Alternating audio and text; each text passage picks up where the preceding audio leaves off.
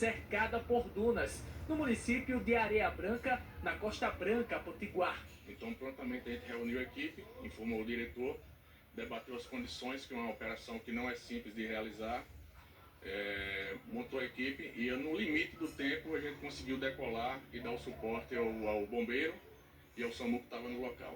A legislação aeronáutica não nos permite realizar voos visuais em rota em horário noturno. Então a gente, considerando o tempo necessário de deslocamento da base até o local da ocorrência, a gente estava realmente numa deadline.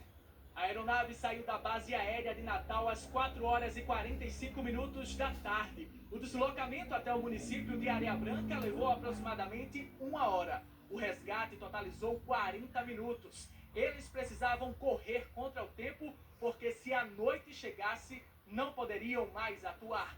A equipe reuniu 5 militares, sendo 2 pilotos e 3 membros aerotáticos, que têm especialidades diversas na área da saúde, altura e resgate. O vento foi um dos principais obstáculos. A condição de vento não muito favorável, em termos de ângulo de incidência e intensidade do vento, a própria blade, né, a pá do aerogerador, apesar de frenada, ela girava, ela se movimentava. Então, assim, muitas variáveis, né? Muitas variáveis que torna aquele tipo de operação bastante complexa. Os funcionários foram resgatados em partes, um de cada vez, usando uma técnica chamada Magari, que de uma forma mais simplificada, funciona como se fosse um rapel. As vítimas foram levadas até o solo para que o atendimento médico continuasse com o SAMU. O Corpo de Bombeiros também estava presente no local.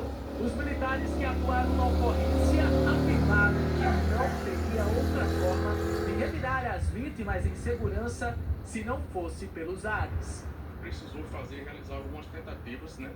Pelo menos uma tentativa para poder acertar o ponto da aeronave, encaixar a posição de voo, porque a gente ficou muito próximo da pá, com risco de tocar. E uma imagem que marcou bastante durante o resgate foi no momento que o nosso tripulante, o Pinheiro, ele abraçou a vítima e tirou ele de cima da eólica, 60, 70 metros de altura, ele vibrou. Quando seus olhos olharam para aquelas pessoas, qual era a imagem que o senhor tinha? É um olhar de aflito, né? Mas com aquela sensação de que a ajuda chegou.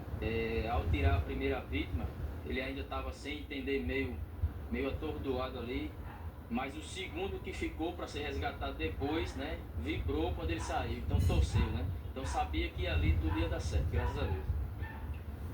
Nossa, dá aflição só em ver essas imagens. 85 metros de altura, 2 trabalhadores que já têm muita coragem de subir nessa torre eólica, mas depois de um princípio de incêndio ficaram presos. Deixar aqui os nossos parabéns à equipe, né, de militares no helicóptero e também toda a equipe que prestou socorro e atendimento médico a esses 2 trabalhadores que foram salvos, né, estão bem depois de tudo isso. Mas a gente foi entender o que aconteceu. A Neoenergia, que é responsável pelo parque eólico, disse que o princípio de incêndio foi rapidamente controlado e que o elevador da torre estava funcionando, mas não foi usado por medida de segurança.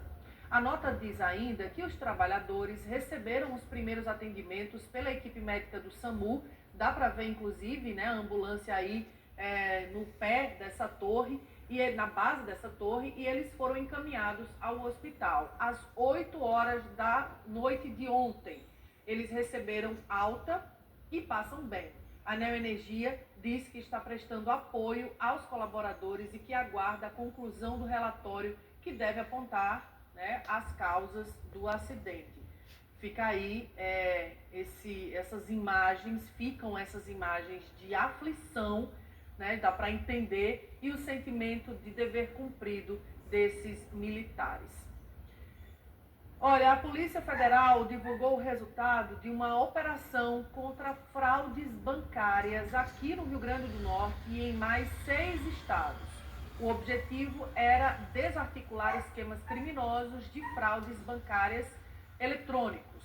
Foram cumpridos mandados de busca e apreensão aqui no Rio Grande do Norte e também em Minas Gerais, Bahia, Paraná, Santa Catarina e Rio Grande do Sul, além de São Paulo.